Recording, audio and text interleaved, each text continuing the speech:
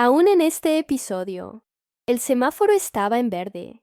Recuerdo claramente el color verde brillante mientras conducía por las calles de Granada. En un segundo, estaba preocupada por la compra del mercado. Al segundo siguiente, el mundo estalló con el sonido de metal retorcido y cristales hechos añicos. Sentí mi cuerpo siendo lanzado como una muñeca. Y entonces, el silencio absoluto. Sabía que me había ido. Y, como esposa de un imán, sabía exactamente qué esperar. La oscuridad de la tumba y el interrogatorio de los ángeles de la muerte. Estaba aterrorizada, esperando el juicio. Pero cuando la oscuridad se abrió, no encontré ángeles. Encontré una luz que respiraba, y en el centro de esa luz, vi un rostro. El impacto fue tan violento como el accidente. No era el profeta Isa, que aprendí a respetar en la mezquita. Era Jesús, y él no era solo un hombre, él era Dios.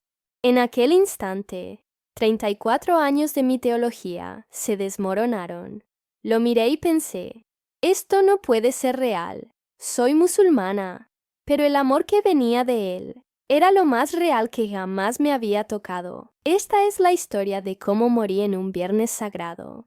Vi la verdad cara a cara, y tuve que elegir entre volver a la seguridad de mi religión o aceptar una verdad que me costaría todo. Así que te invito a unirte a mí en este viaje. Suscríbete al canal ahora y activad la campanita para no perderos ningún relato de quienes volvieron del límite de la vida. Mi nombre es Laila, y necesito compartir con vosotros algo que cambió no solo mi vida, sino mi propia definición de la realidad. Todo sucedió en una fecha que jamás olvidaré, el 15 de marzo de 2019. Tenía 34 años y vivía aquí en España, donde vivo hasta hoy. Pero, en aquella época, quien me veía por la calle no imaginaba el mundo particular y restringido en el que vivía. Yo no era solo una mujer, siguiendo su rutina. Cargaba con un título que definía cada respiración mía. Yo era la esposa de un imán. En la cultura islámica y en nuestra fe, el imán es el líder religioso supremo de la comunidad local. Es la persona que dirige las oraciones en la mezquita. Es él quien aconseja a las familias, quien dicta las reglas de comportamiento y quien interpreta la ley sagrada para todos nosotros. Es una posición de autoridad absoluta y de prestigio inmenso. Entonces, ser la esposa de un imán no es solo estar casada con un hombre, es estar casada con una institución. Se espera que seas la personificación de la pureza, de la obediencia y el ejemplo perfecto para todas las otras mujeres de la comunidad. Yo vivía bajo ese foco constante, donde un error mío no era solo un error personal, sino una mancha en el honor religioso de mi marido. Fue bajo ese peso aplastante que aquel día de marzo, mi corazón simplemente se paró. Tuve un paro cardíaco súbito. Durante exactos 8 minutos, yo ya no estaba aquí. Los médicos dirían que tuve una muerte clínica, pero yo prefiero decir que hice la travesía, y es aquí donde la historia se vuelve difícil de explicar con palabras humanas. La mayoría de la gente imagina que, cuando el corazón se para, todo se apaga, como una pantalla de TV desconectada.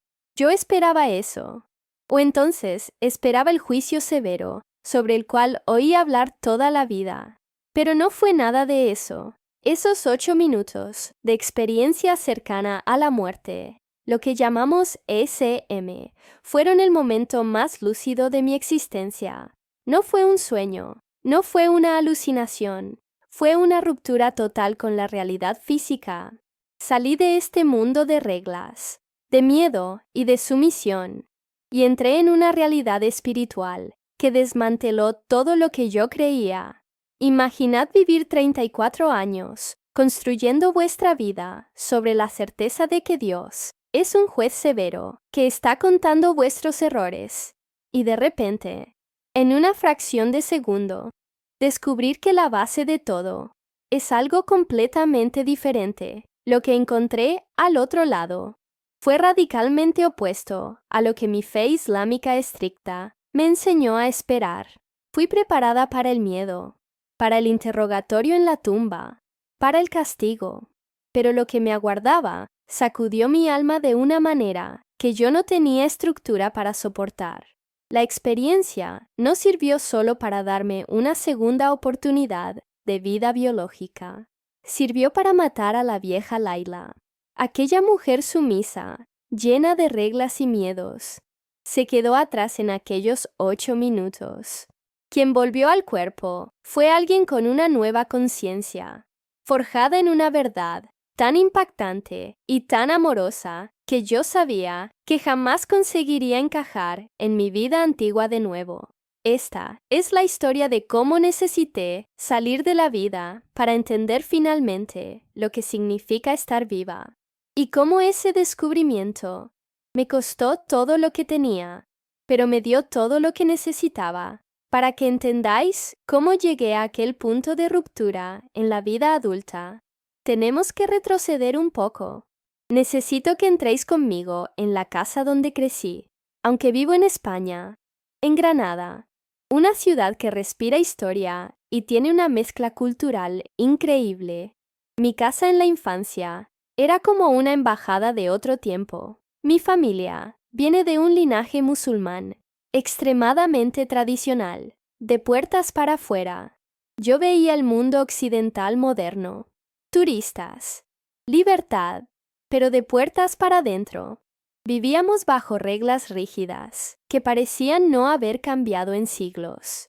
Los pilares de mi existencia, desde que tengo uso de razón, eran 3. Obediencia ciega, modestia absoluta, en el vestir, en el hablar, en el mirar, y, tal vez lo más pesado de todo para una niña, el silencio. Muchos niños aprenden canciones infantiles o leen tebeos. Yo no. Antes incluso de aprender el alfabeto en español en el colegio, o conseguir leer una frase simple en inglés, yo ya había sido forzada a memorizar versículos enteros del Corán en árabe clásico. Eso muestra bien cuál era la prioridad en mi formación. La doctrina religiosa no era solo una parte de la educación, era la educación. Todo lo demás, matemáticas, historia, juegos, venía después. Si sobraba tiempo, fui programada desde muy temprano para recitar palabras sagradas, no para usar mi propia voz. El modelo de vida que me presentaron era muy binario, muy blanco o negro. No existía área gris o flexibilidad. A un lado de la casa estaba mi padre, una figura de autoridad absoluta, severa, cuya palabra era ley y jamás podía ser contestada. Al otro estaba mi madre. Ella representaba la sumisión perfecta. Ella era silenciosa, casi invisible dentro de su propia casa, sirviendo a todos, sin esperar nunca un gracias. Nunca levantaba la voz, nunca disentía, nunca pedía nada para sí misma. Y ese era el único ejemplo de feminidad, el único modelo de mujer que yo tenía disponible. Yo la miraba y veía mi futuro inevitable. Aprendí, observándola, que ser mujer significaba disminuir tu presencia hasta ocupar el menor espacio posible en el mundo. Crecí escuchando que el paraíso era un lugar real y maravilloso, la meta final de todo, pero que tenía un precio altísimo. No se daba gratis, necesitaba ser conquistado. Y la moneda de cambio para nosotras, las mujeres, era la sumisión perfecta. Si yo fuera lo suficientemente obediente, si me cubriera lo suficiente, si sirviera bien a los hombres de mi familia, tal vez, solo tal vez, ganaría un lugar allí. Esa idea de conquista por el comportamiento creó una ansiedad constante en mí. Sentía que estaba siempre en deuda. No había espacio alguno para cuestionamientos en nuestra mesa de comedor. En la cultura de mi familia, preguntar por qué no era visto como inteligencia o curiosidad. Era un acto de rebelión. Dudar de cualquier regla o dogma Era considerado un pecado grave, algo sucio. Si algo no tenía sentido para mí, la culpa era mía, de mi falta de fe. Entonces, aprendí a tragarme mis dudas junto con la comida. Mi infancia no estuvo marcada por juegos libres en el parque, o por descubrir mis talentos. No tenía permiso para descubrirme. Fui moldeada, tallada a mano. Desde pequeña, internalicé un mensaje devastador que cargué hasta la vida adulta y que definió quién era yo.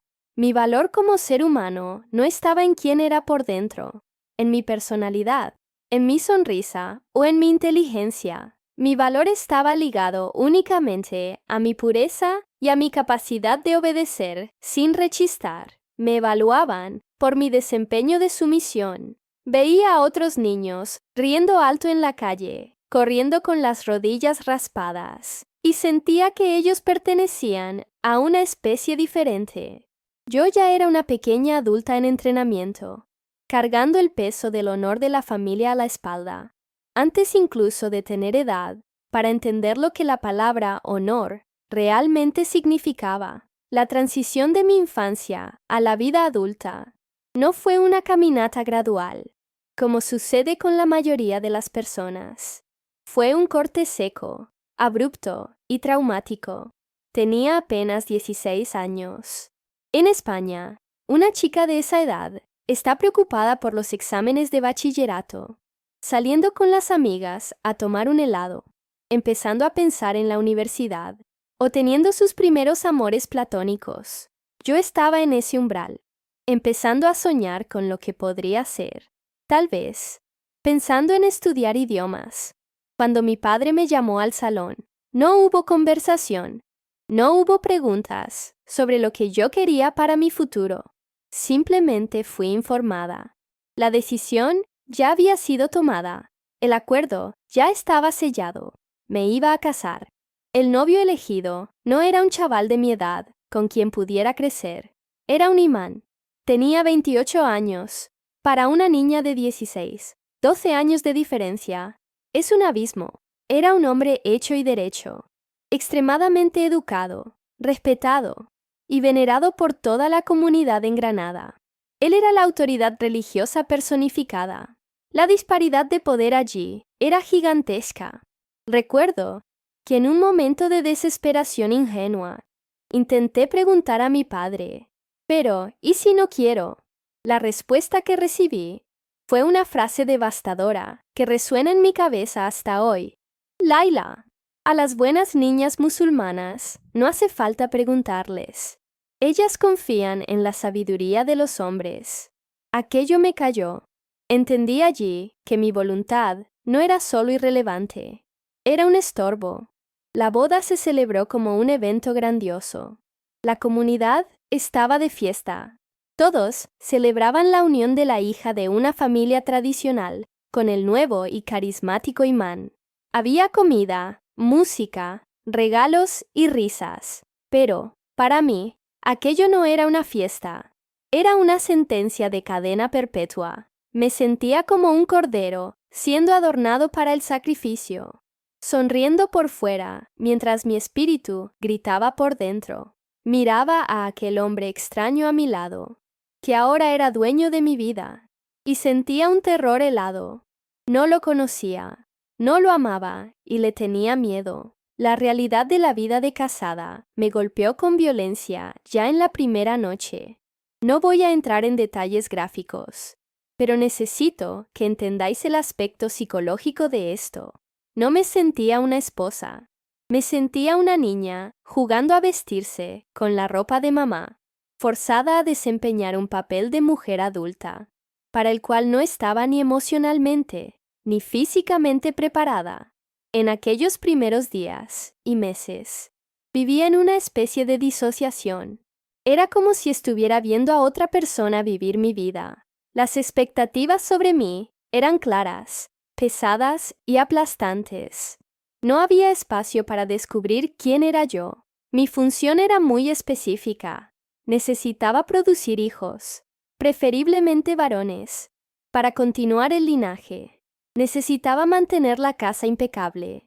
digna de recibir a cualquier miembro de la comunidad en cualquier momento. Y, por encima de todo, necesitaba ser el reflejo perfecto de la autoridad religiosa de mi marido.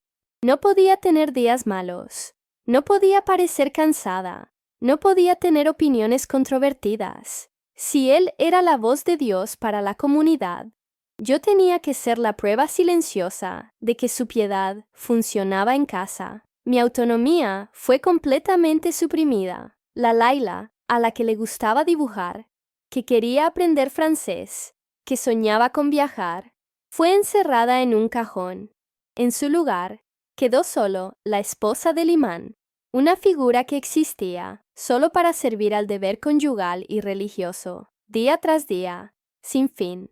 Los 11 años siguientes de mi vida pasaron como una mancha gris, una mezcla de días idénticos, que se fundían unos con otros. Dejé de ser Laila, la niña que soñaba con ser traductora y viajar por el mundo, para convertirme en una institución, vivir como la esposa de un imán en una comunidad unida como la nuestra.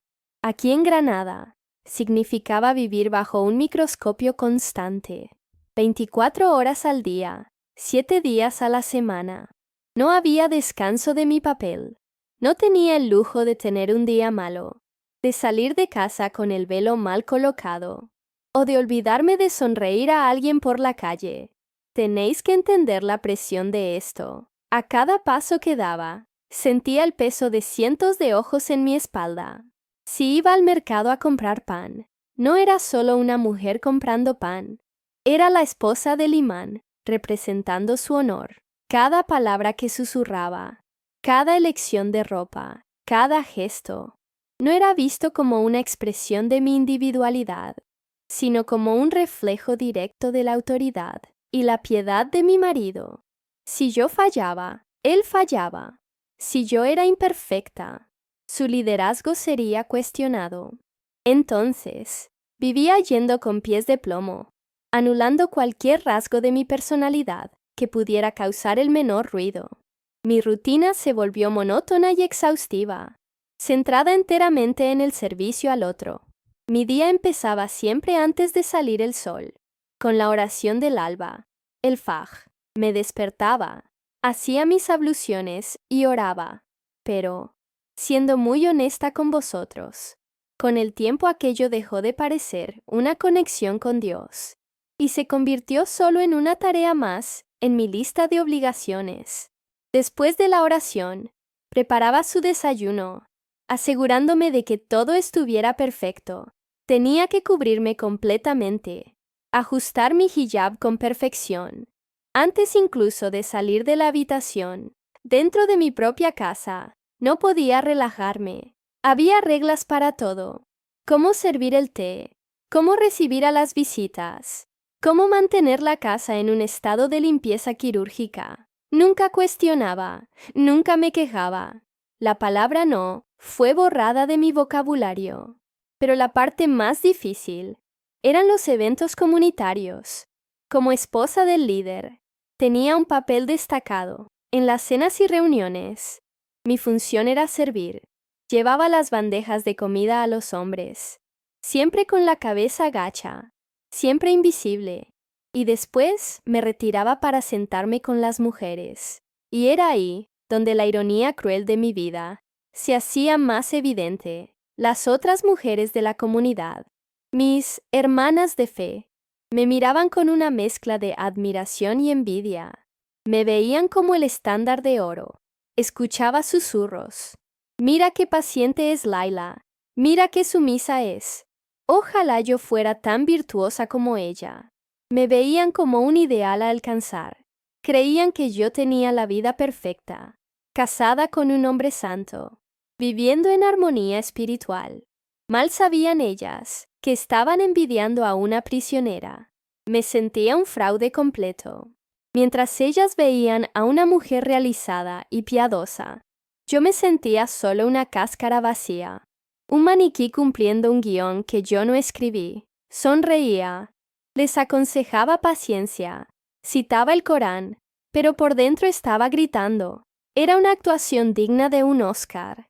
Día tras día, año tras año, estaba muriendo lentamente por dentro, asfixiada por la imagen de perfección que estaba obligada a sostener, mientras la verdadera Laila desaparecía un poco más cada día.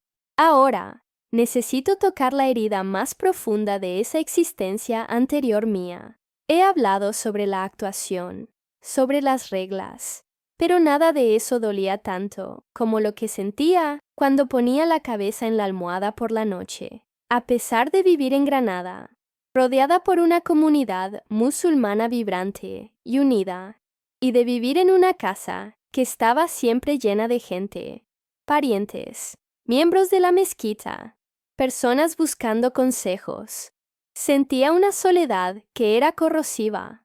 Suelo decir que existe un tipo especial de tortura, que es la soledad acompañada. Estar sola en una habitación vacía es una cosa.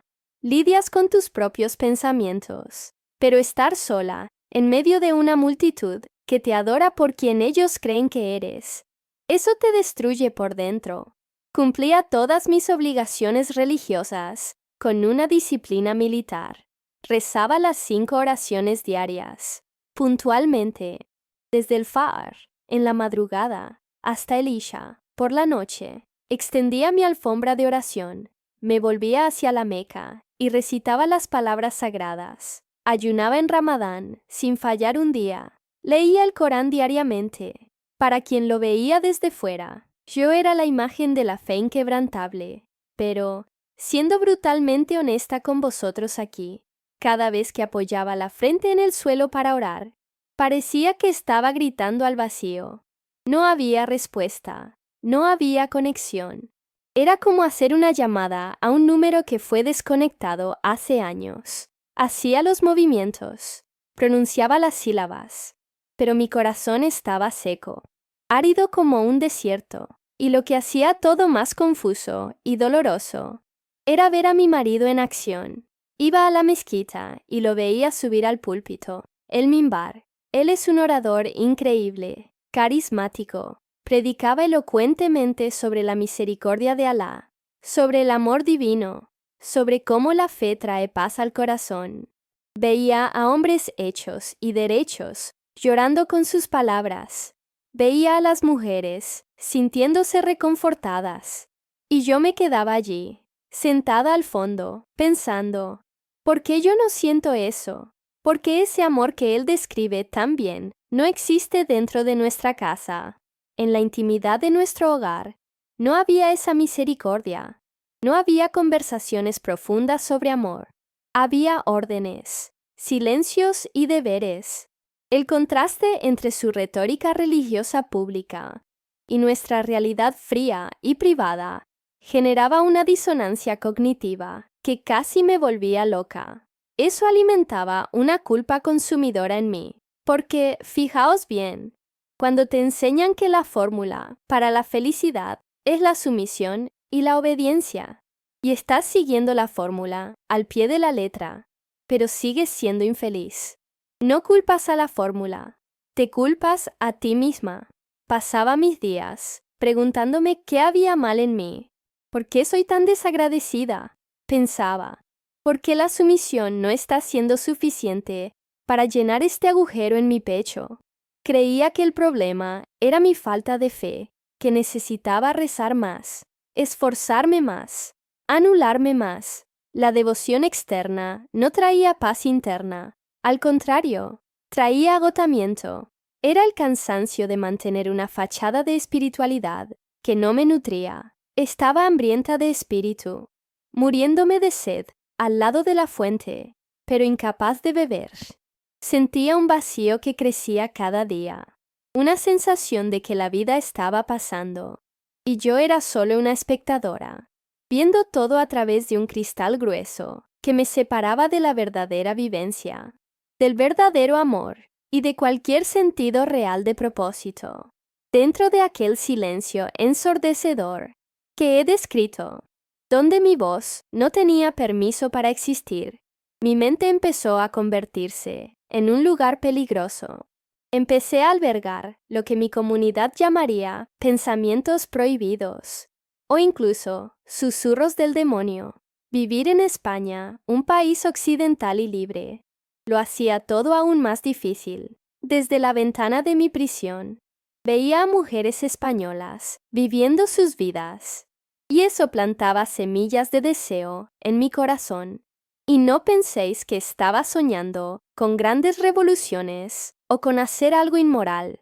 No, mis deseos eran cosas tan simples, tan humanas, que para cualquiera de vosotros parecerían banales, pero para mí, en la posición de esposa de un imán, eran escandalosos. Quería conducir. Puede parecer una tontería, pero miraba los coches pasando por la calle e imaginaba cómo sería la sensación de agarrar el volante, de tener el control de la dirección, de decidir sola si giraba a la derecha o a la izquierda, sin tener que pedir permiso o esperar a que alguien me llevara. En mi vida, yo era siempre la pasajera, siempre siendo conducida, literal y metafóricamente. El deseo de conducir no era sobre transporte, era sobre autonomía. Quería, aunque fuera por 10 minutos, ser la capitana de mi propio viaje. Quería elegir mi propia ropa. No estoy hablando de usar nada vulgar, sino simplemente de entrar en una tienda y elegir un color porque me gustaba, y no porque fuera apropiado, modesto o lo suficientemente discreto para la esposa de un líder religioso. Quería vestirme para expresar quién era Laila, y no para esconder quién era. Echaba de menos los colores, las texturas, sentirme guapa para mí misma, y no solo una guardiana del honor ajeno. Y tal vez el deseo más profundo y reprimido de todos. Quería reír, quería soltar una carcajada alta, de esas que hacen que duela la barriga, sin preocuparme si estaba siendo inmodesta o llamando la atención indebidamente. En nuestra interpretación rígida, la voz de la mujer se considera parte de su aura, su desnudez, algo que debe ser resguardado. Reír alto en público o incluso en el salón de casa, con visitas, era visto como falta de pudor. Así que aprendí a reír para adentro, a sofocar la alegría antes de que llegara a mis labios. Esas pequeñas rebeliones permanecían encerradas bajo 7 llaves dentro de mi corazón. Nunca verbalicé eso a nadie, ni a mi madre, ni a mi marido. Eran mis crímenes secretos. Pero, a medida que el tiempo pasaba, esos deseos no disminuían, crecían como una presión interna insoportable. Estaba viviendo una doble vida dentro de mi propia cabeza. Suelo usar una expresión fuerte para describir este periodo. Estaba muriendo por dentro, mientras hacía todo bien por fuera. Es una sensación terrible de disociación. Mi cuerpo realizaba los rituales, servía el té, sonreía recatadamente, pero mi espíritu se estaba marchitando, secando como una planta sin agua. Me estaba convirtiendo en una actriz en el escenario de mi propia vida, recitando frases que odiaba. Este capítulo de mi historia es fundamental para que entendáis lo que pasó después. La represión de esos deseos humanos básicos no los eliminó, solo creó una fractura en mi alma. El espíritu humano anhela libertad y expresión. No importa cuánto intentes adoctrinarlo para aceptar cadenas. Estaba preparando el terreno, sin saberlo, para la ruptura que vendría. Ya estaba desconectada de aquella vida, antes incluso de que el accidente sucediera. La verdadera Laila estaba gritando, pidiendo socorro, allá en el fondo. Y fue necesario un evento catastrófico para que esos muros finalmente cayeran. El día 15 de marzo de 2019 comenzó exactamente como cualquier otro viernes en mi vida. Para nosotros los musulmanes, el viernes es el Jumu'ah, el día más sagrado de la semana, equivalente al domingo para los cristianos. En Granada, eso significaba una rutina aún más intensa. Me levanté temprano, preparé la ropa de mi marido para el sermón en la mezquita, empecé a organizar la casa y a cocinar cantidades enormes de comida, porque la casa del imán Siempre recibe invitados después de la oración. Era una mañana de prisas, olor a especias y obediencia. No tenía ningún presentimiento, ningún aviso de que aquel sería el último día de mi vida normal. A media mañana, mi marido me dio una lista de instrucciones. Faltaban algunos ingredientes para el almuerzo y me mandó ir al mercado a buscarlos. Cogí las llaves del coche. Mencioné antes que quería conducir por libertad, y es verdad, pero conducía cuando le era útil a él, para hacer las tareas de la casa. Aquel trayecto hasta el mercado era uno de los raros momentos en que podía estar físicamente sola, sin nadie observándome dentro del vehículo, aunque la lista de la compra y el reloj fueran mis vigilantes. Estaba conduciendo por las calles de Granada, con la cabeza llena de preocupaciones banales. ¿Dará tiempo a cocinarlo todo? ¿Estará fresca la carne? Llegué a un cruce grande. Recuerdo claramente mirar el semáforo. La luz estaba verde para mí, verde brillante. Proseguí, confiando en que las normas de tráfico me protegerían, así como confiaba en que las reglas de la religión protegerían mi alma. Fue entonces cuando sucedió. El tiempo tiene una manera curiosa de comportarse a esas horas. Parece congelarse por el rabillo del ojo. Vi un movimiento rápido viniendo desde mi izquierda. Un camión enorme se había saltado el semáforo en rojo a gran velocidad. Hubo aquel segundo en suspenso, una fracción de tiempo en que el cerebro procesa lo que va a pasar, pero el cuerpo no consigue reaccionar. Vi la parrilla frontal de aquel vehículo gigantesco viniendo directo hacia la puerta del conductor, directo hacia mí.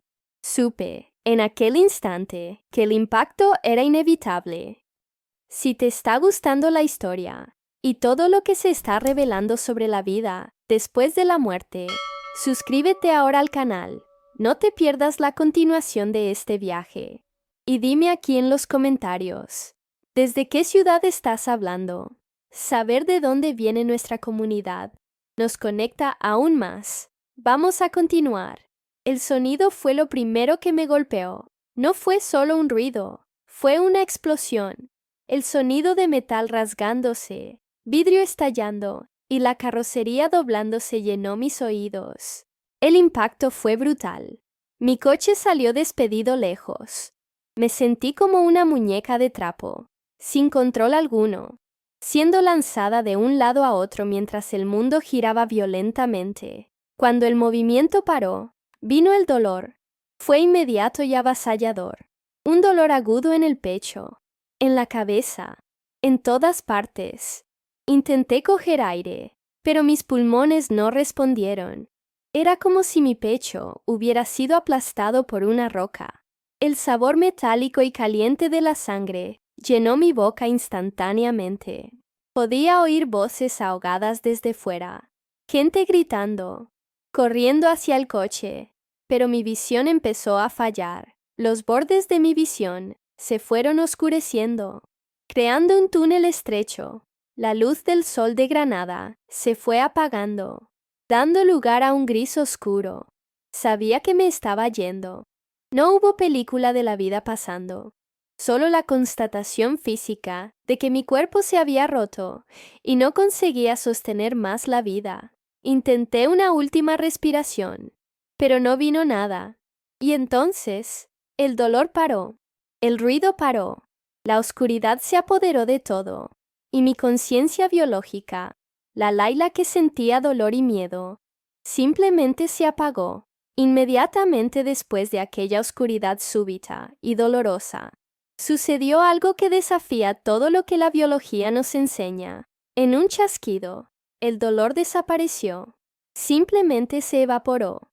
La agonía en mi pecho, la falta de aire, el sabor a sangre, todo desapareció y, en lugar de aquella confusión violenta, me vi en un estado de calma absoluta. Abrí los ojos, o lo que quiera que estuviese usando, para ver en aquel momento, y me di cuenta de que mi punto de vista había cambiado radicalmente. Ya no estaba dentro del coche, estaba flotando a unos metros por encima de él, suspendida sobre el cruce soleado de Granada. Miré hacia abajo y vi una escena de caos. Vi el camión atravesado en la calzada. Vi mi coche completamente destruido, abollado como una lata de refresco. Y, dentro de él, en el asiento del conductor, vi un cuerpo.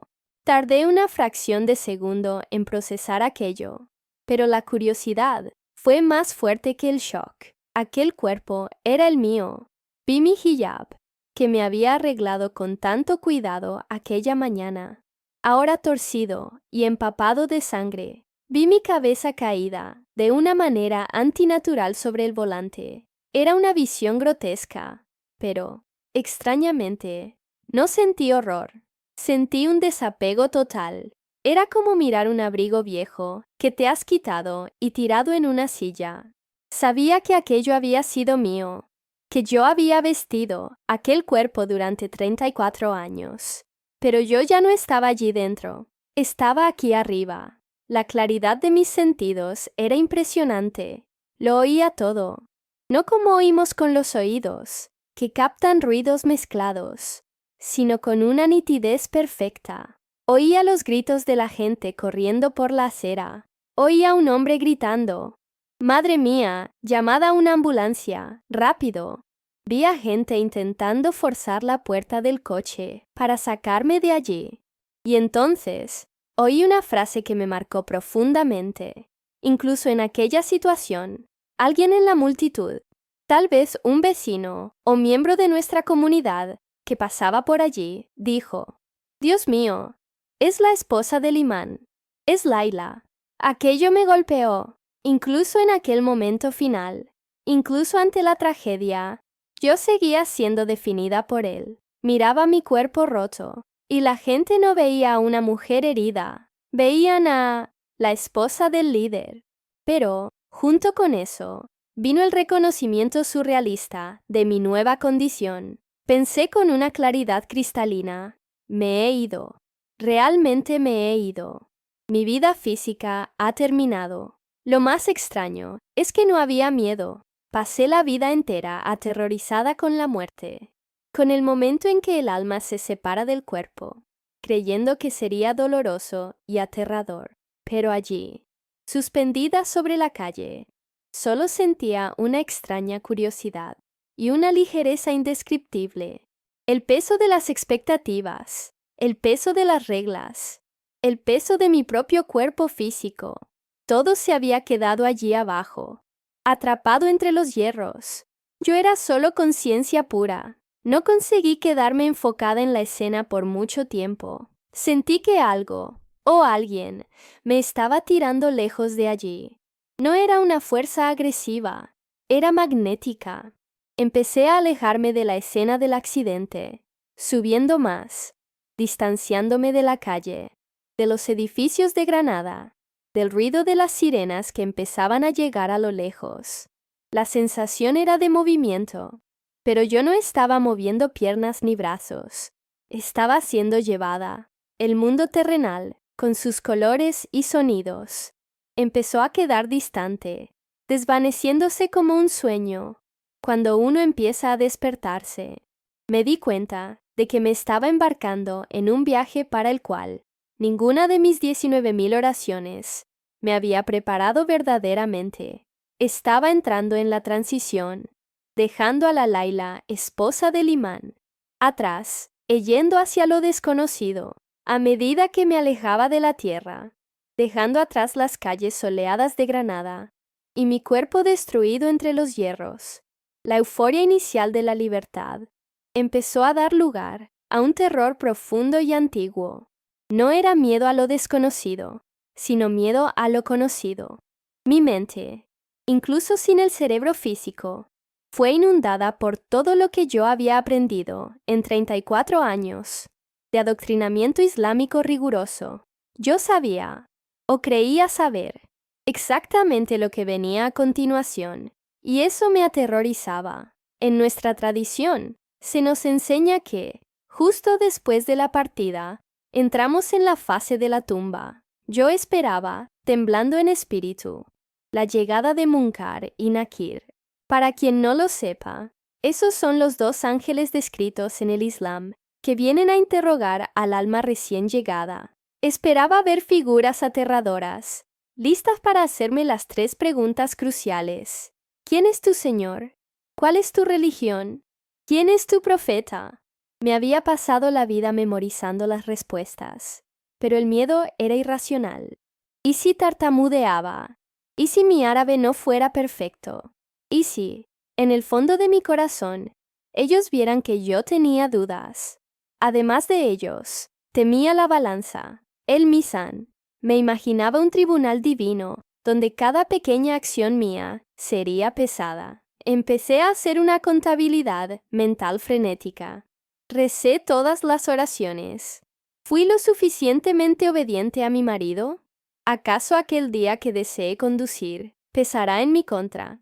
El terror de no haber hecho lo suficiente, de ser considerada ligera en la balanza de las buenas obras, me consumía. Estaba lista para el castigo. Estaba encogida, esperando el dolor, el juicio, la ira divina, pero nada de eso sucedió. Los ángeles no vinieron.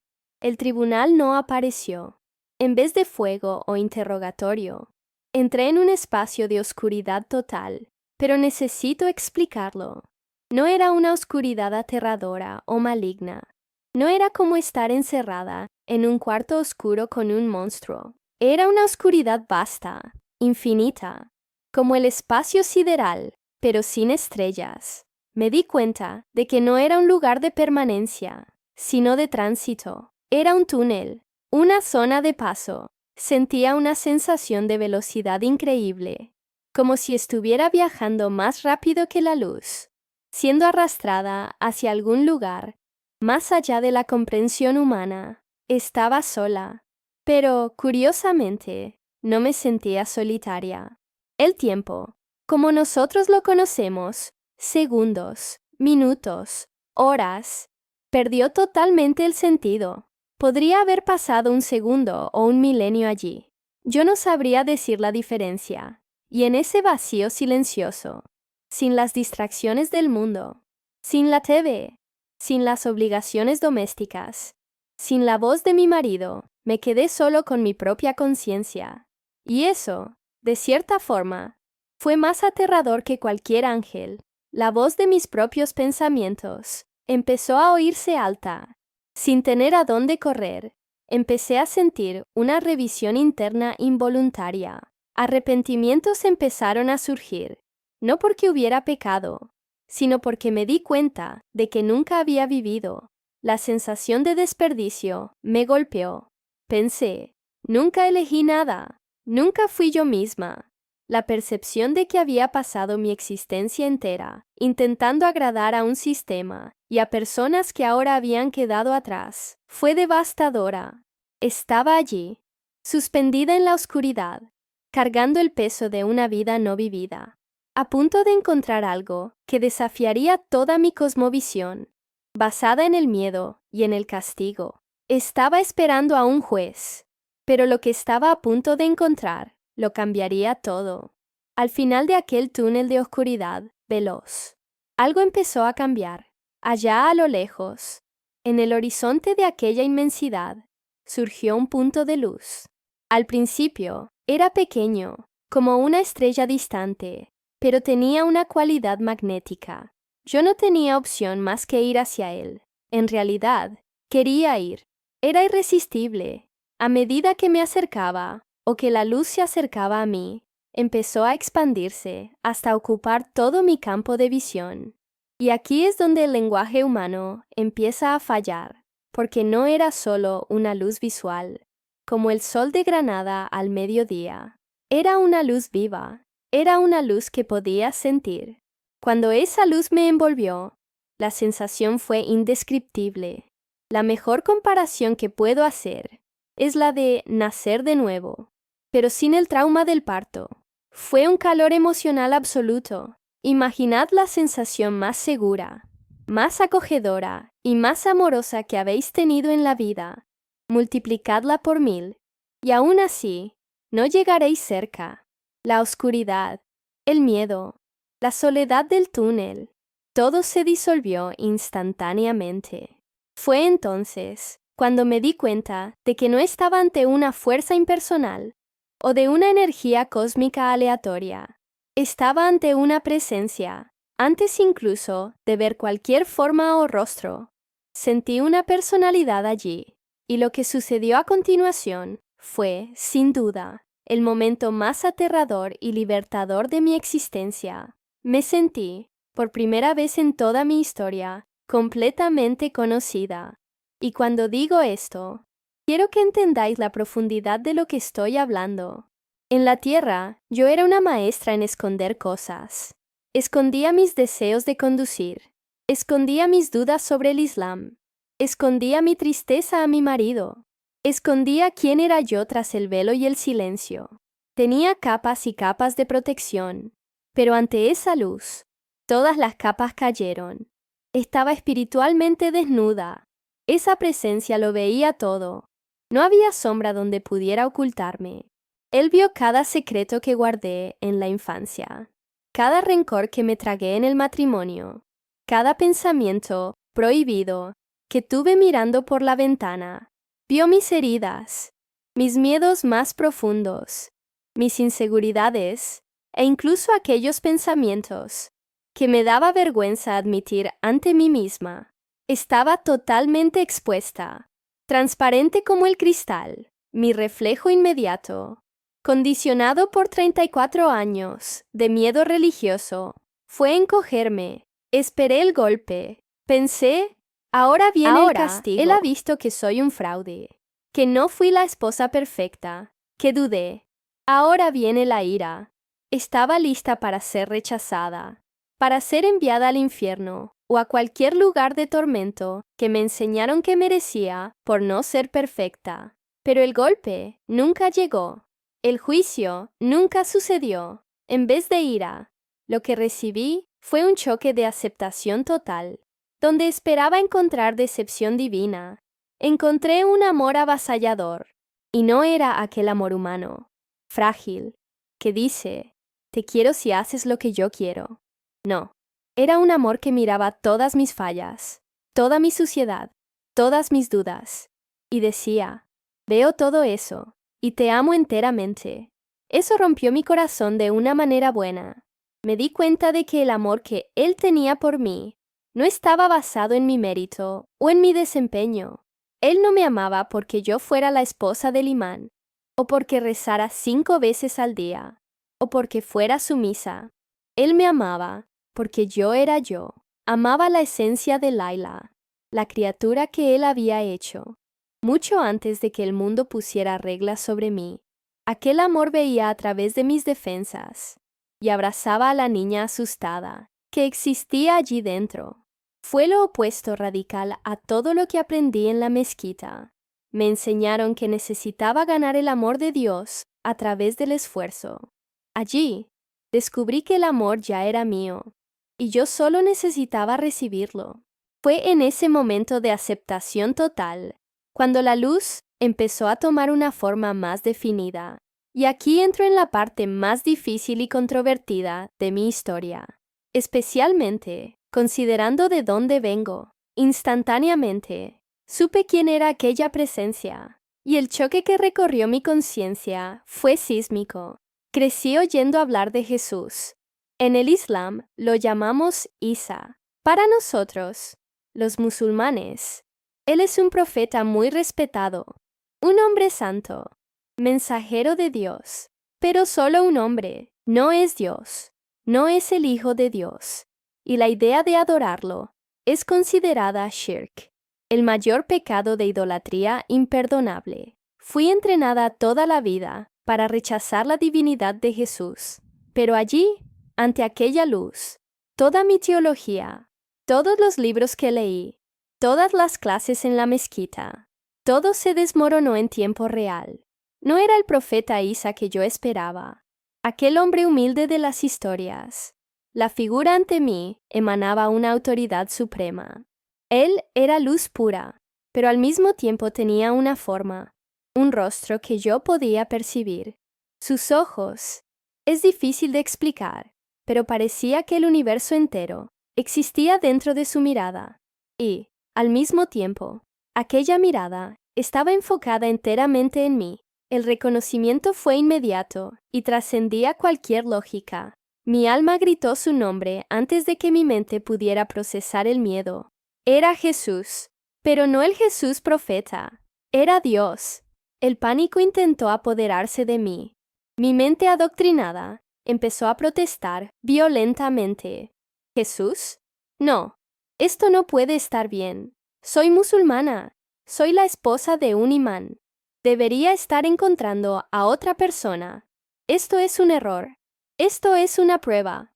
Estaba viviendo una crisis de identidad espiritual en medio de la eternidad. Mi estructura religiosa me decía que aquello era imposible, que aquello era blasfemia, pero la realidad de su presencia era más real que el suelo que pisé toda la vida.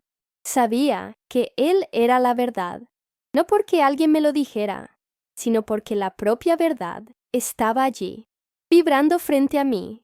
El amor que emanaba de Él era algo que describo como violento en su intensidad. Y no me malinterpretéis, no había agresión. Digo, violento, porque era una fuerza incontrolable, penetrante. No era un amor pasivo, suave o educado. Era un amor fuerte, feroz, que rompía todas las barreras que yo había construido. Aquel amor atravesó mis defensas como si fueran papel. Él no estaba allí para negociar con mi religión. Él estaba allí para rescatar mi corazón. Él veía a la Laila, que yo nunca tuve permiso de ser. Veía a la niña que quería reír, a la mujer que quería ser libre, al alma que estaba asfixiada bajo capas de tela y reglas.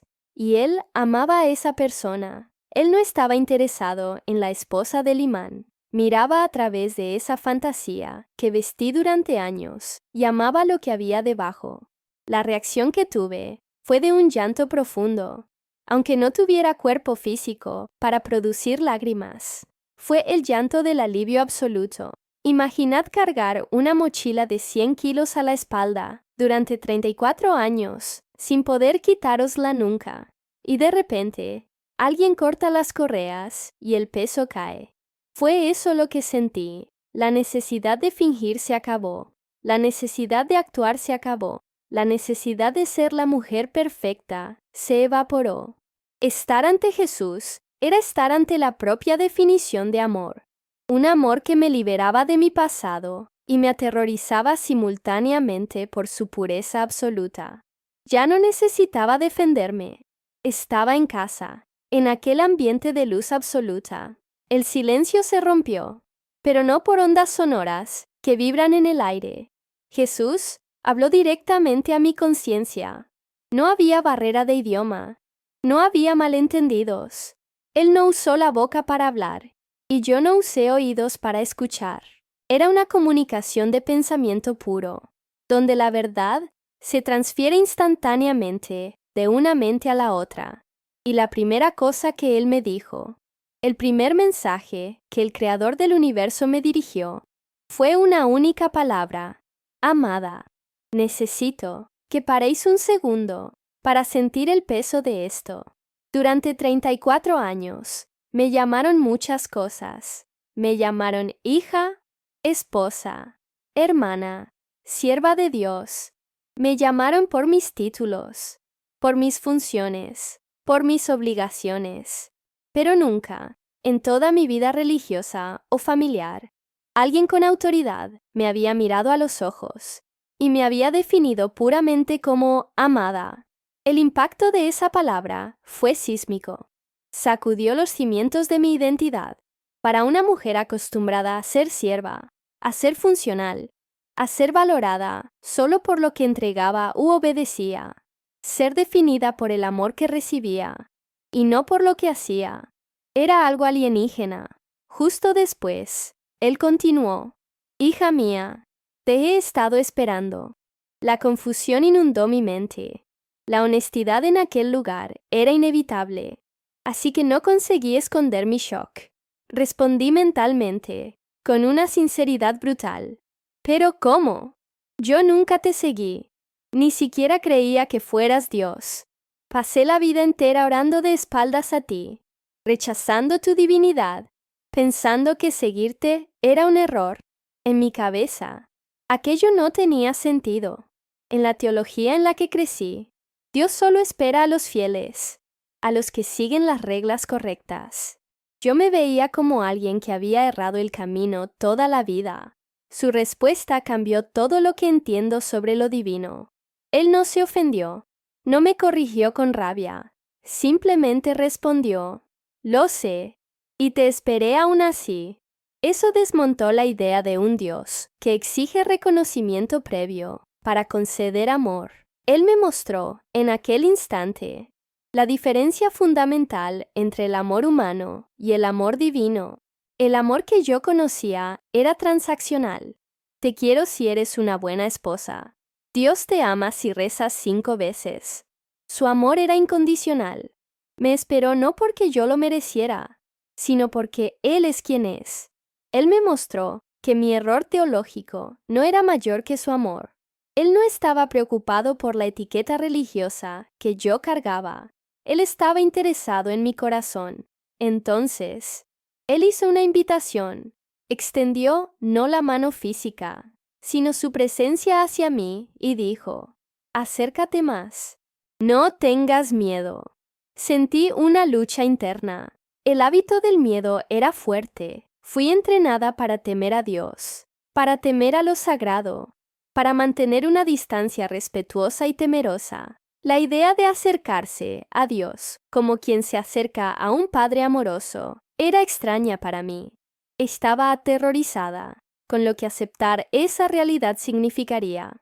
Aceptar aquel amor significaba admitir que todo lo que viví antes era incompleto, pero la atracción era irresistible. Era como ser arrastrada por un imán gigante de afecto. Sentía que estaba volviendo a una casa que nunca supe que tenía, un lugar donde yo pertenecía de verdad. Fue cuando él propuso algo que yo no esperaba. No dijo, vamos a juzgar tus pecados. Dijo, ven, déjame mostrarte tu vida a través de mis ojos. Intenté resistirme. No quiero ver. Pensé, sé que fallé. Sé que no fui feliz, que fui débil. Tenía vergüenza de mi propia historia, pero su gentileza me rodeó nuevamente. Tú no sabes lo que es fallar todavía. Estás viendo con los ojos de los hombres. Déjame mostrarte la verdad. Él me estaba invitando a una revisión de vida, no para condenarme, sino para reescribir la interpretación de mi propia historia, bajo la óptica de la compasión absoluta. Cuando Jesús dijo que iba a mostrarme mi vida, esperaba un juicio. Esperaba ver una lista de mis errores, de mis oraciones mal hechas, o de los momentos en que sentí rabia. Pero la revisión de vida que sucedió allí no fue nada parecido a lo que vemos en las películas. No fue una pantalla de cine pasando escenas mientras comíamos palomitas. Fue algo inmersivo. De repente, yo no estaba solo mirando. Estaba viviendo aquello de nuevo. Y el tiempo allí funcionaba de una manera extraña. Todos los momentos parecían accesibles simultáneamente, como si mi vida entera estuviera sucediendo ahora, en un eterno presente. Él me llevó directo al inicio. La escena cambió y me vi como una niña pequeña, con unos 4 años de edad. Estaba en el jardín de la casa de mis padres, probablemente antes de mudarnos, o antes de que la rigidez se apoderara de todo. Estaba corriendo, y lo primero que noté, con un nudo en el corazón, fue mi pelo. Estaba suelto. El viento me daba en la cara y desordenaba mis rizos. Y yo estaba riendo. Una risa alta, descontrolada, pura. Estaba sucia de tierra, jugando con palitos, totalmente ajena a cualquier regla, a cualquier mirada de reprobación, a cualquier concepto de pecado o modestia. Yo era solo una niña siendo una niña. Jesús, a mi lado en aquella dimensión, señaló a aquella niña pequeña y dijo con una ternura que me desmoronó, mira, es a esta a quien yo creé. Me quedé paralizada, observando mi versión de 4 años. Veía la alegría, la apertura al mundo, la curiosidad, la falta de miedo. Y entonces, una tristeza profunda me golpeó, porque me di cuenta de una verdad dolorosa. Me había olvidado de ella. Había olvidado completamente que, un día, fui libre. Había pasado tanto tiempo, 30 años, siendo moldeada, lijada y cortada para caber en la caja de buena niña musulmana, que la memoria de aquella libertad original había sido borrada. La miraba como si fuera una extraña. ¿Quién es esa niña llena de vida?, pensé. ¿Y a dónde fue a parar? Jesús no me estaba mostrando aquello para decir que yo era una niña guapa. Él estaba haciendo una afirmación teológica profunda. Estaba diciendo: tu esencia, mi diseño original para ti, es la libertad. La alegría no es un error. La espontaneidad no es pecado. Él estaba validando la personalidad que fui forzada a enterrar. Miraba a aquella niña indisciplinada para los estándares de mi comunidad y sonreía, diciendo que aquello era bueno, que aquello era obra suya. Pero entonces, el clima cambió. La alegría de la escena dio lugar a una sensación de peso. Vi la expresión de Jesús cambiar. Él no estaba enfadado con la niña, y tampoco conmigo. Estaba triste, una tristeza cósmica, profunda. Me miró a los ojos espirituales y dijo una frase que redefinió toda mi comprensión sobre mi dolor. Lloré cuando empezaron a enjaularte. Aquello me destruyó. Siempre pensé que Dios quería la jaula. Fui enseñada a que las reglas, el velo, el silencio, la restricción, eran la voluntad de Dios para protegerme y santificarme. Creía que Dios aprobaba mi represión. Y allí estaba Él, el propio Dios, diciéndome que Él lloró cuando los hombres empezaron a construir muros alrededor del alma libre que Él había creado. Ese momento fue crucial para entender que mi personalidad reprimida no era un acto de adoración, sino una tragedia humana. Él separó lo que era suyo de lo que era imposición cultural. Me mostró que la libertad no era una rebeldía contra el Creador, sino mi estado natural de creación, antes de que las reglas empezaran a asfixiarme. Él estaba allí para rescatar a aquella niña de 4 años, que dejé atrás en el jardín, diciéndome que ella aún existía y que Él la amaba desesperadamente. La revisión de vida avanzó como si alguien hubiera pasado la página de un libro. Y de repente, yo tenía 6 años. La escena era muy diferente de aquella libertad en el jardín. Estaba en mi habitación, frente a un espejo, y la atmósfera era pesada. Recuerdo vívidamente la confusión que sentía. Me estaban diciendo que a partir de aquel momento necesitaba cubrir mi pelo cuando saliera o cuando hubiera hombres extraños cerca. Miraba el pañuelo en mi mano y mis rizos en el espejo. Y aquello no tenía sentido en mi cabeza de niña. Reviví el momento exacto en que hice la pregunta que cambiaría mi autopercepción para siempre. Miré a mi padre y pregunté: ¿pero por qué, babá? ¿Por qué tengo que esconderme? Su respuesta resonó a través del tiempo y me golpeó nuevamente allí, en la presencia de Jesús. Dijo, con una seriedad absoluta: porque los hombres son débiles, Laila. No consiguen controlarse. Tu pelo, tu cuerpo, es una tentación. Debes protegerlos del pecado. Si no te cubres, su pecado será culpa tuya.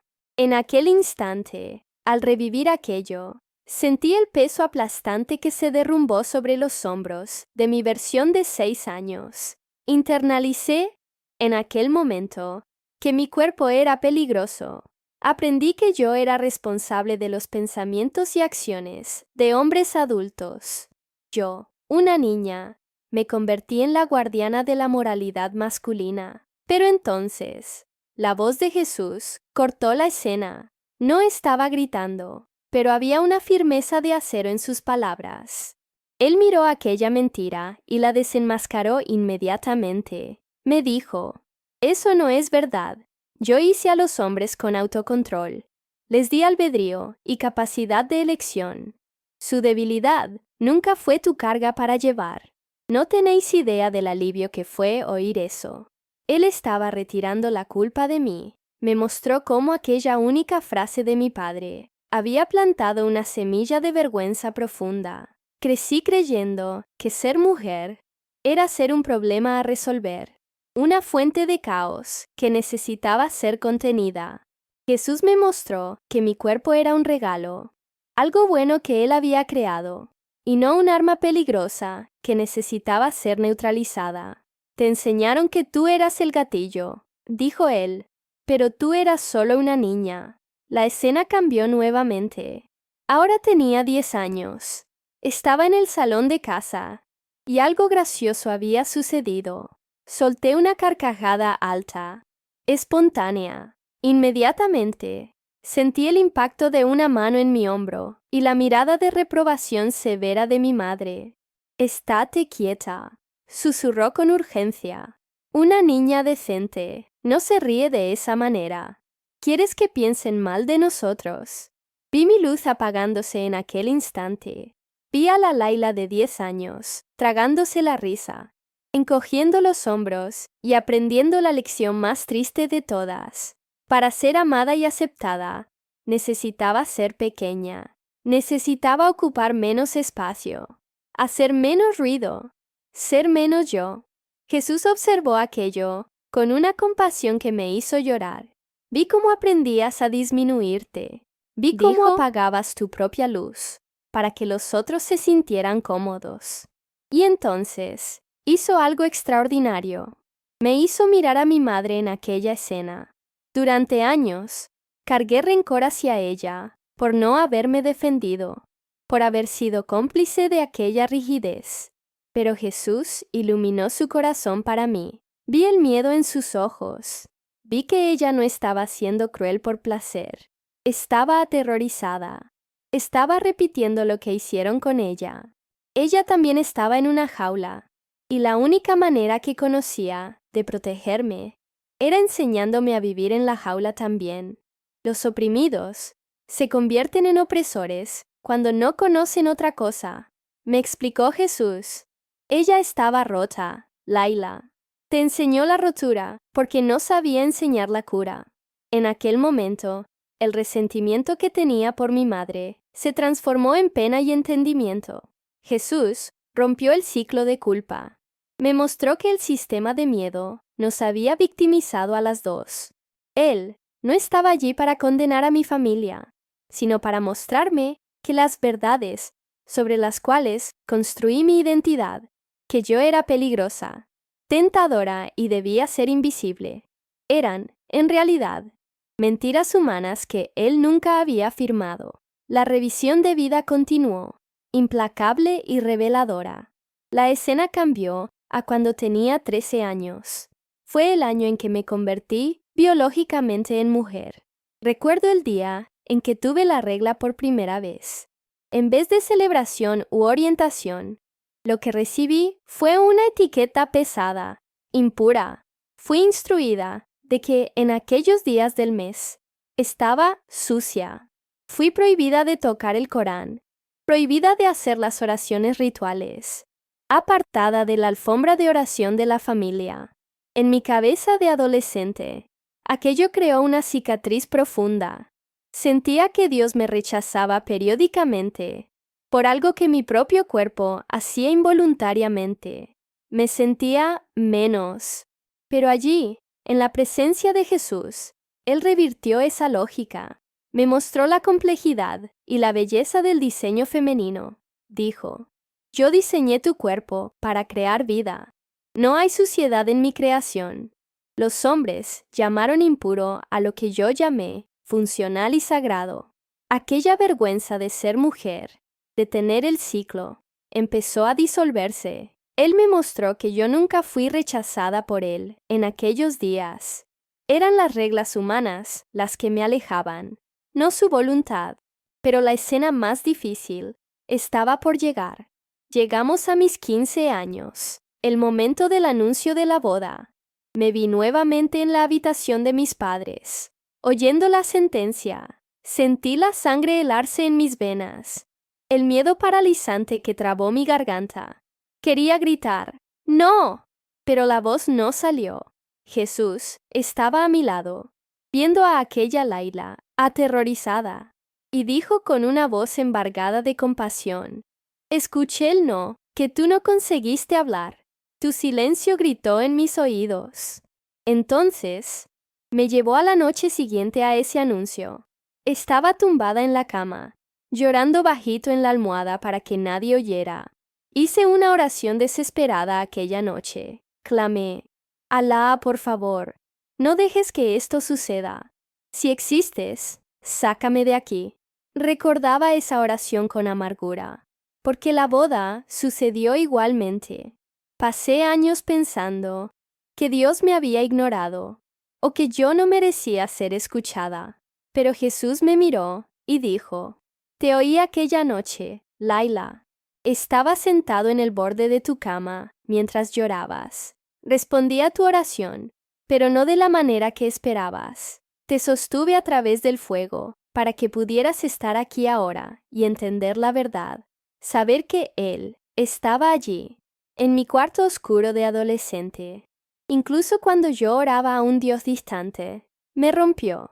La revisión avanzó hacia el matrimonio en sí. 11 años de vida conyugal pasaron ante nosotros. Jesús fue brutalmente honesto sobre lo que vio. Miró la dinámica entre mi marido y yo y dijo, «Eso no es lo que yo diseñé que fuera el matrimonio». Me mostró la diferencia fundamental entre compañerismo y posesión. Él no era tu compañero, Laila, era tu dueño, y la propiedad no es amor. Fue un momento de claridad dolorosa. Jesús validó lo que yo sentía allá en el fondo, pero nunca tenía valor de admitir. Yo vivía en cautiverio. Él llamó a mi situación prisión y usó un término que nunca olvidaré, opresión autorizada. Me mostró que el hecho de que un sistema religioso o cultural selle una relación como sagrada no la hace justa a los ojos de Dios. Si hay control, miedo y anulación del otro, no es de Él. Sin embargo, y aquí entra el matiz que solo Dios puede tener, Él me mostró el corazón de mi marido. Yo esperaba ver a un monstruo, pero Jesús me mostró a un hombre ciego. «Míralo», dijo Jesús. «No sabe que te está destruyendo. Cree que está siendo justo. Cree que está salvando tu alma al controlarte». Vi que mi marido también era una víctima de ese sistema. Creía ciegamente que estaba haciendo la voluntad de Dios al ser mi carcelero. «Es un ciego guiando a otro ciego», explicó Jesús. Eso no disculpó lo que hizo. El dolor, el control, la soledad eran reales y condenables, pero quitó el odio de mi corazón. Sentí una mezcla compleja de rabia por lo que sufrí y pena por su ceguera. Jesús validó mi dolor sin dejarme caer en la amargura. Confirmó que mi infelicidad no era rebeldía, era la reacción natural de un alma libre, siendo aplastada por un sistema humano. Después de remover mi pasado y mi matrimonio, Jesús tocó el punto central de mi identidad, mi vida religiosa, y fue aquí donde la deconstrucción fue más técnica y al mismo tiempo más libertadora. Me mostró una visión panorámica de mis 11 años. Como adulta y esposa del imán, hizo una contabilidad impresionante. Ante nosotros aparecieron todas mis oraciones rituales. Fueron exactas 19.075 oraciones, 5 veces al día, todos los días, sin fallar, durante más de una década. Miré aquel número enorme y sentí un nudo en el pecho. Con la voz temblorosa, hice la pregunta que cualquier persona religiosa haría. «Señor, de esas 19.000 oraciones, ¿cuántas realmente llegaron hasta ti? ¿Cuántas fueron aceptadas?» Esperaba una respuesta baja. Sabía que la mayoría de ellas había sido mecánica, hecha por obligación, con la mente vagando en la lista de la compra. o en la tristeza de mi matrimonio. Esperaba oír, tal vez unas 10. Laila. Las otras fueron vacías. Su respuesta me dejó sin suelo. Me miró con una sonrisa serena y dijo, todas ellas. Me quedé confundida. ¿Cómo? Estaba distraída. Estaba infeliz. Solo estaba cumpliendo el trámite. Él explicó. Yo no estaba escuchando las palabras en árabe que recitabas mecánicamente. Estaba escuchando la oración debajo de la oración. Cada vez que te arrodillabas, aunque tu boca dijera rituales, tu espíritu estaba gritando por conexión. No estabas orando para cumplir una regla. Tu alma estaba gritando, por favor, mírame. Por favor, déjame sentir algo real. Escuché ese grito todas las veces. Creías que estabas hablando con un Dios distante, pero estabas llorando en mi hombro todo el tiempo, y ni siquiera lo sabías. Aquello lo cambió todo. Él no valoraba la actuación litúrgica, valoraba la intención cruda del corazón humano. Entonces, me llevó a una escena específica, cuando tenía 22 años. Estaba en el cuarto de baño de casa, realizando el vudú, la ablución ritual antes de la oración. Estaba lavándome los brazos, los pies, la cara, pero no solo me estaba lavando. Estaba frotando la piel con fuerza, con ansiedad.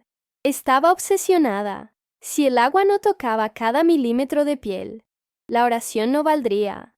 Recomenzaba el ritual varias veces, con miedo de estar sucia ante Dios. Jesús señaló a aquella joven ansiosa en el lavabo y dijo, ¿lo ves? Estabas intentando desesperadamente limpiarte lo suficiente para acercarte a Dios. Creías que la pureza venía del agua en la piel. Hizo una pausa y me miró a los ojos. Pero Laila, no necesitabas limpiarte. Yo ya te hice limpia. La religión te enseñó que necesitas ganar el acceso a mí a través de la limpieza externa. Yo vine para decirte que el acceso ya es tuyo, y la limpieza que importa yo, ya la hice en tu corazón. Y fue ahí donde Él desmontó el mayor miedo de mi vida, la balanza, el sistema islámico de Mizán, donde ángeles pesan tus buenas obras contra las malas obras, para decidir tu destino eterno. Yo vivía aterrorizada con esa contabilidad. ¿Habré hecho suficiente caridad para borrar mis mentiras? Jesús barrió esa imagen lejos. No existen balanzas aquí. Afirmó categóricamente. Existe solo amor. No ganas el amor, Laila. Lo recibes. Es un regalo, no un salario. Mi mente lógica entró en colapso. Pero, ¿y la justicia? ¿Y el esfuerzo? Él continuó. La religión de los hombres usa el miedo para controlar. Te dicen que si no haces X, Y y Z, Dios te va a castigar. Eso genera esclavos, no hijos.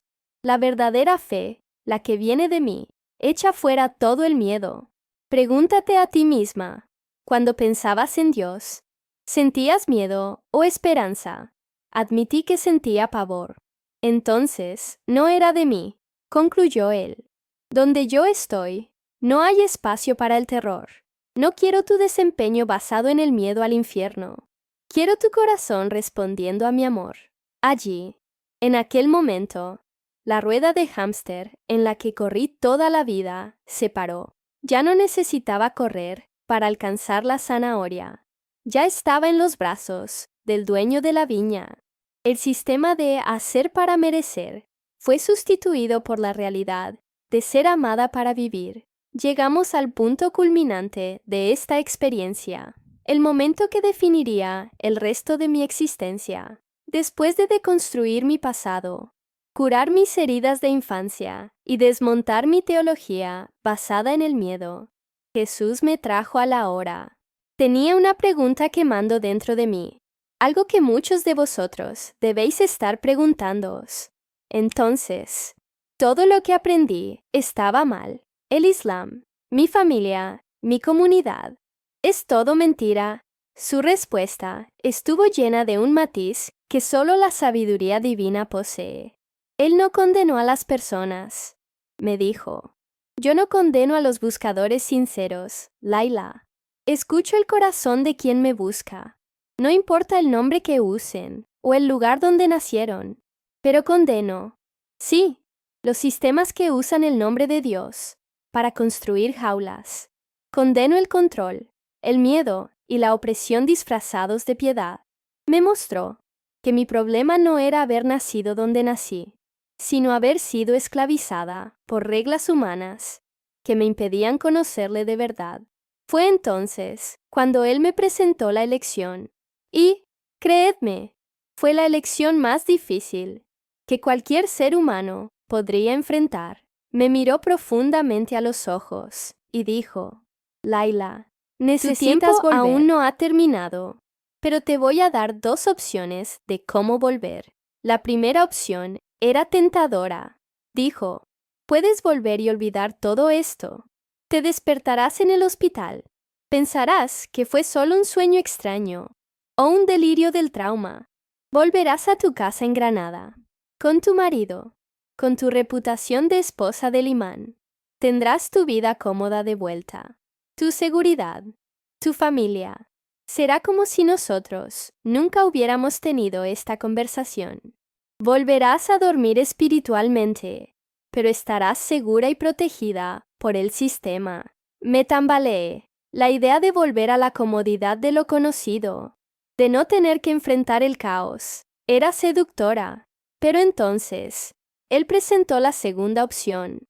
Oh, continuó, puedes volver y recordar. Recordarás cada detalle, cada palabra, este amor y esta libertad. Pero, Laila, necesito ser honesto contigo. Si eliges recordar, eso te costará todo. No suavizó el golpe, listó el precio. Si llevas esta verdad de vuelta contigo, no cabrá en tu vida antigua. La verdad es expansiva, rompe estructuras rígidas. Perderás tu matrimonio, perderás el respeto de tu comunidad, tu familia te rechazará, perderás la seguridad financiera, el estatus social, todo lo que construiste en 34 años. La libertad es real, pero la libertad es dolorosa. Si recuerdas, nunca más conseguirás dormir de nuevo. Vivirás despierta en un mundo de gente que duerme. El peso de la decisión cayó sobre mí. Estaba ante una bifurcación existencial. Elegir una esclavitud cómoda, donde tenía todo, pero no era nadie. O elegir una libertad costosa, donde no tendría nada, pero me tendría a mí misma y a él. Miré aquella luz, aquel amor que me acababa de decir, que lloró cuando me enjaularon. Pensé en la niña de 4 años, corriendo en el jardín. Pensé en las 19,000 oraciones vacías. Y me di cuenta de que no podía volver a fingir. No conseguía desver lo que había visto. Con la voz de mi alma firme, respondí, elijo recordar, aunque me cueste todo. Prefiero perder el mundo entero y tener esta verdad que tener el mundo a mis pies y vivir en una mentira. Elegí el dolor de la ruptura, porque por primera vez entendí que el dolor del crecimiento es mejor que la anestesia de la muerte en vida. Jesús sonrió, y fue una sonrisa de orgullo. Estaba esperando que te eligieras a ti misma, dijo. Ve, Sad Laila, vuelve, sé libre. Tu libertad costará cara, pero comprará la llave para liberar a otras mujeres también. Ellas no entenderán al principio, te juzgarán, pero tú entenderás, y eso será suficiente. Y antes de enviarme de vuelta, me hizo una promesa final, el ancla que me sostuvo en los días sombríos que vendrían. Estaré contigo siempre, incluso cuando no me sientas, incluso cuando el silencio vuelva. Yo estaré allí, nunca más estarás sola. Y con esa promesa sellada en mi espíritu, la atracción gravitacional de la Tierra empezó a arrastrarme de vuelta. Si la ida hacia aquel lugar de luz fue como deslizarse fuera de un abrigo apretado, la vuelta a mi cuerpo fue como intentar vestir una ropa hecha de plomo y alambre de espino. Jesús me había avisado de que sería difícil, pero nada te prepara para la densidad de la carne. Después de experimentar la ligereza del espíritu, la sensación de ser arrastrada de vuelta fue violenta. Sentí un impacto súbito, un choque helado, y entonces el dolor volvió con intereses. Fue como ser atropellada por el camión una segunda vez. Mis pulmones, que estaban colapsados, gritaron por aire. Mi pecho ardió como si estuviera en llamas. La gravedad, que yo había olvidado que existía, me aplastó contra el colchón. Abrí los ojos físicos, y la luz de la habitación de la UCI hirió mi visión. El silencio del amor divino fue sustituido por el ruido rítmico e irritante de los monitores cardíacos y por el sonido de máquinas bombeando aire dentro de mí. Estaba de vuelta en Granada, de vuelta en la tierra, de vuelta en la jaula. La primera cosa que vi fue a mi marido. Estaba sentado en una silla al lado de mi cama, sosteniendo un más baja, el rosario de oración musulmán, murmurando plegarias. Cuando se dio cuenta de que estaba despierta, sus ojos se llenaron de lágrimas de alivio. Se inclinó, besó mi frente y dijo con fervor: Alhamdulillah, alabado sea Alá, Alá te salvó, Laila. Alá tuvo misericordia de nosotros. En aquel exacto momento, mientras él agradecía al Dios de nuestra religión, una voz gritó dentro de mi cabeza con una claridad absoluta. No fue Alá, fue Jesús. Pero no podía hablar. Estaba intubada, con la garganta llena de plástico, atrapada en aquella cama. La frustración me consumió. Quería arrancarme los tubos y gritar la verdad, contar lo que había visto, explicar que la misericordia que me salvó tenía un rostro y un nombre diferentes a los que él pensaba, pero estaba muda, forzada al oírle atribuir el milagro al sistema que casi me destruyó. Los días siguientes en la UCI fueron una prueba de paciencia atroz. Los médicos venían y explicaban el milagro médico. Decían que estuve 8 minutos sin oxígeno, que debería tener daños cerebrales severos, que era increíble que estuviera lúcida. Hablaban de suerte, de estadísticas. Mi marido hablaba de Alá, y yo, sola con mi verdad, esperaba el momento de poder usar mi voz. Finalmente, al cuarto día, me quitaron el tubo de respiración. Mi garganta estaba herida. Mi voz era solo un susurro ronco. Mi marido estaba allí, claro. Se acercó, sonriendo, esperando que recitara alguna oración de gratitud o pidiera oír el Corán. Dijo: «Has vuelto a nosotros. Es una señal para ser aún más devotos». Reuní toda la fuerza que tenía. Le miré a los ojos y solté la bomba. Mis primeras palabras en esta nueva vida no fueron para Alá. Dije, ronca y firme: «Vi a Jesús». Su reacción fue inmediata y visceral. La sonrisa desapareció. Frunció el ceño, confundido, como si hubiera hablado en una lengua alienígena. «¿Qué? ¿De qué estás hablando? ¿Viste al profeta Isa?» «No», respondí, intentando ser lo más clara posible. «Vi a Jesús. Él es Dios. Él me salvó. Fue Él». El miedo en los ojos de mi marido fue inconfundible. No era preocupación médica, era miedo religioso. Retrocedió físicamente, como si yo tuviera una enfermedad contagiosa. «Laila, para con eso. El trauma te ha dejado confundida. Estás delirando. Descansa». «No es delirio», insistí, sintiendo las lágrimas de impotencia subir. «Más real que Fue este real. hospital. Más real que tú». Él no quiso escuchar. Salió de la habitación y llamó al médico inmediatamente. Escuché la conversación en el pasillo. «Está alucinando», dijo. El médico, con su calma científica, explicó que es muy común que los pacientes que sufren hipoxia, falta de oxígeno, tengan visiones, el cerebro creando imágenes para lidiar con el trauma. Cuando volvieron, vi la muralla formarse.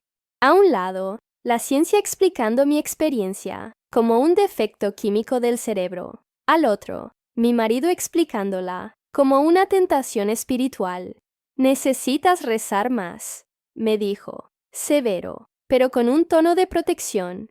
El Shaitán, Satanás, se está aprovechando de tu debilidad para susurrar blasfemias en tu oído. Vamos a recitar el Corán para limpiar tu mente. La soledad que sentí en aquel momento fue peor que la soledad de mis 11 años de matrimonio, porque ahora tenía la verdad, la cosa más preciosa del universo, y la persona más cercana a mí la trataba como locura o como obra del demonio. Me di cuenta allí de que Jesús tenía razón. La libertad costaría cara. El precio empezó a cobrarse en aquella habitación de hospital. Estaba aislada, rodeada por personas que me querían, pero que no podían oírme. Había vuelto, pero la Laila, que ellos conocían, se había quedado entre los hierros del coche. La mujer en la cama era una extraña para ellos, y ellos eran extraños para mí. Cuando recibí el alta del hospital y volví a nuestra casa en Granada, empezó la fase más angustiosa de mi viaje. Llamo a este periodo la doble vida. Físicamente, mi cuerpo se estaba curando de las costillas rotas y de los hematomas, pero psicológicamente estaba caminando en la cuerda floja. Para el mundo exterior, y especialmente para mi marido, volví a ser la Laila de siempre, la esposa devota, sumisa, que había sobrevivido a un accidente terrible gracias a la misericordia de Alá, pero, por dentro, era una mujer completamente diferente. Era una espía en mi propia vida. La rutina religiosa de la casa continuaba implacable. 5 veces al día, la llamada a la oración resonaba, o el reloj de mi marido pitaba. Tenía que extender mi alfombra, cubrirme el pelo, hacer las abluciones rituales e inclinarme hacia la Meca. Pero aquí está el secreto. Mientras mi cuerpo hacía los movimientos del Salah, recitando los versos en árabe que me sabía de memoria, mi corazón estaba conversando con Jesús. Era una sensación extraña y vertiginosa. Me inclinaba externamente ante un sistema, pero internamente estaba de pie, abrazada por aquel que me llamó amada. Usaba el hijab, pero me sentía espiritualmente desnuda ante Dios, de aquella manera transparente y segura que experimenté en la SM. Sin embargo, la soledad intelectual era aplastante. Necesitaba saber si estaba loca. Cerca de 3 semanas después de volver a casa, tuve un momento raro a solas con un smartphone. Mi marido controlaba mucho el acceso a Internet, pero aquel día se olvidó el aparato desbloqueado en la mesa. Mientras atendía a alguien en la puerta, mis manos temblaban. Fui al navegador y escribí algo que jamás imaginaría buscar. Jesús, experiencia cercana a muerte. El resultado fue una avalancha de alivio. Vi cientos de relatos, personas de todas las partes del mundo, de todas las religiones, describiendo la misma luz, el mismo amor incondicional, la misma sensación de volver a casa. Lloré bajito allí en el salón. No estoy loca, no estoy sola, pero mi búsqueda no paró ahí. Tenía un hambre insaciable de conocer más sobre él. Sabía que tener una Biblia física en casa sería una sentencia de muerte, o al menos de divorcio inmediato y escándalo. Sería la prueba del crimen, de apostasía. Así que fui lista. Me descargué una aplicación de la Biblia en el móvil. Para no ser descubierta en caso de que él mirara mi teléfono, escondí el icono de la aplicación dentro de una carpeta utilitaria llamada Recetas de cocina. Era el escondite perfecto. Él nunca miraría ahí. Mi santuario de lectura se convirtió en el baño. Era el único lugar de la casa donde tenía privacidad garantizada y podía echar el cerrojo. Me sentaba en el suelo frío de azulejo. Abría la carpeta de recetas y bebía cada palabra del Evangelio. Recuerdo el día en que leí el Evangelio de Juan, cuando mis ojos pasaron por el versículo, y conoceréis la verdad, y la verdad os hará libres. Tuve que taparme la boca con la mano para no sollozar alto. Eran las mismas palabras, el mismo concepto. Él me había dicho eso personalmente allá en el otro lado, y ahora estaba confirmado aquí, en el texto sagrado, la confirmación de que mi experiencia y el libro hablaban de la misma persona. Me dio una fuerza sobrenatural. Fue en esa época cuando hice mi primera oración genuina a Jesús aquí en la tierra. Eran las 2 de la mañana. Estaba tumbada en la cama. Mi marido dormía al lado. La habitación estaba oscura. No me levanté para lavarme. No extendí la alfombra. No me giré hacia oriente. Simplemente cerré los ojos y pensé, Jesús, ¿estás realmente aquí? La respuesta no vino con una voz audible, sino con una inundación de paz tan tangible que parecía una manta pesada y caliente cayendo sobre mí. Su presencia llenó la habitación. Le sentí allí, tan real como en la SM, pero ahora dentro de mi caos, dentro de mi habitación en Granada. La diferencia entre esa oración simple, íntima y directa, y mis 11 años de rituales complejos y distantes, era gritante. Había cambiado religión por relación. Había cambiado actuación por presencia. Pero esconder una transformación de ese tamaño es imposible a largo plazo. La luz se filtra por las grietas. Mi marido empezó a notarlo. Ya no conseguía fingir el entusiasmo por sus reglas. Estaba distante, en las nubes. Él se dio cuenta de que ya no estaba empeñada en ser la esposa modelo. La tensión en la casa empezó a subir. Interpretó mi distancia como una falla espiritual, causada por el trauma. Su solución fue intensificar el control. Quería que leyera más el Corán, que recibiera consejeros religiosos, que me involucrara más en la comunidad. Cada intento suyo de arreglar mi fe islámica solo me empujaba más a los brazos de Jesús. Sabía que la confrontación final era inevitable. Estaba viviendo en tiempo prestado, y el reloj corría rápido hacia la explosión. El momento que sabía que vendría, pero temía desesperadamente, llegó exactamente 6 meses después del accidente. La tensión en casa era insoportable. Mi marido sabía que estaba escondiendo algo, y aquella noche, su desconfianza venció. Estaba en la ducha cuando cogió mi móvil. Había sido cuidadosa, pero tal vez dejé un rastro, o tal vez él simplemente lo registró todo hasta encontrarlo. Cuando salí del baño, él estaba sentado en el borde de la cama, con la cara pálida de rabia contenida y mi teléfono en la mano. La carpeta de recetas estaba abierta y la aplicación de la Biblia brillaba en la pantalla. No hubo gritos al principio, lo que fue aún más aterrador. Simplemente preguntó, con una voz temblorosa de furia contenida, ¿qué es esto, Laila? ¿Estás leyendo el libro de ellos? Bajo mi techo. La mirada de traición en su rostro fue devastadora. Para él, aquello no era solo curiosidad. Era un ataque personal a su liderazgo y a nuestro honor. Sabía que no podía mentir más. Respiré hondo. Busqué el coraje que Jesús me había dado. Y dije, sí. Y no es el libro de ellos. Es la verdad que encontré cuando me fui. La explosión fue inmediata. Se levantó, tiró el móvil a la cama y me dio el ultimátum. Eres mi esposa. Eres la esposa de un imán. No voy a permitir esa blasfemia en mi casa.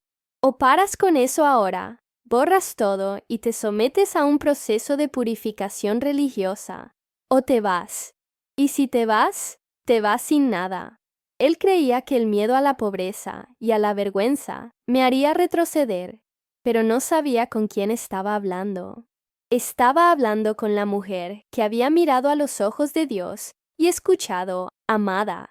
Con una calma que nos sorprendió a los dos, respondí, entonces me voy. Su shock fue palpable. ¿Elegirías eso? ¿Elegirías perder tu matrimonio, tu familia, tu honor, por culpa de una alucinación? Respondí, Estoy eligiendo la verdad sobre la comodidad. Estoy eligiendo la libertad sobre la seguridad. Ya morí una vez. No tengo miedo de vivir ahora. Aquella noche, hice la maleta más ligera y más pesada de mi vida. Cogí algo de ropa, mis documentos y salí, sin dinero, sin plan, sin destino cierto. Las consecuencias fueron exactamente como Jesús previó, brutales. Mi familia en Marruecos me desheredó. Mi padre dijo que estaba muerta para ellos. La comunidad en Granada, que antes me adoraba, me dio la espalda. Recibí amenazas. Fui llamada apóstata, traidora. Perdí todo mi círculo social en cuestión de horas. Pero, al mismo tiempo, la promesa de Jesús se cumplió. La pequeña iglesia cristiana que había contactado online me acogió. No me juzgaron. No me pidieron cumplir reglas para ser aceptada. Me dieron un techo, comida y, por primera vez, amistad sin segundas intenciones. El proceso de reconstrucción fue arduo. Tenía 34 años y nunca había pagado una factura. Nunca había alquilado un piso sola. Tuve que aprender a vivir desde cero, pero las pequeñas libertades tenían un sabor indescriptible. Recuerdo la primera vez que me compré un jersey rojo brillante, algo que jamás podría usar antes. Me sentí vistiendo la propia alegría. Recuerdo la primera vez que conduje sola por una carretera en Andalucía, con la ventanilla bajada, el viento en la cara y música sonando. Lloré de risa. Aquel deseo simple de conducir, que había sofocado, ahora era mi realidad. Era la capitana de mi vida. Hoy, mi vida es muy diferente. No soy más la esposa rica y respetada del imán. Vivo en un piso pequeño. Trabajo mucho. Pero soy libre. Estoy estudiando para ser consejera, especializada en ayudar a otras mujeres que sufren abuso espiritual y opresión religiosa. Transformé mi dolor en propósito. Y mi relación con Dios, es dulce. Él no es mi capataz, es mi amigo. Camina conmigo. Le importan mis pequeñas cosas. Miro hacia atrás, a aquella Laila de antes del accidente, y siento compasión por ella. Era perfecta a los ojos de la religión, pero estaba muerta por dentro. Hoy, soy una mujer cristiana imperfecta, llena de fallos, con la vida en construcción, pero estoy viva, realmente, verdaderamente viva. El coste fue alto, perdí mi pasado entero, pero gané la eternidad y a mí misma, y lo haría todo de nuevo, porque, como Jesús me dijo, la libertad duele, pero es la única manera de respirar de verdad. Suscríbete al canal y activad la campanita para formar parte de esta comunidad y no perderos ninguna nueva historia. Haz clic en el vídeo que está apareciendo en tu pantalla ahora mismo para ver el próximo relato que he separado para ti.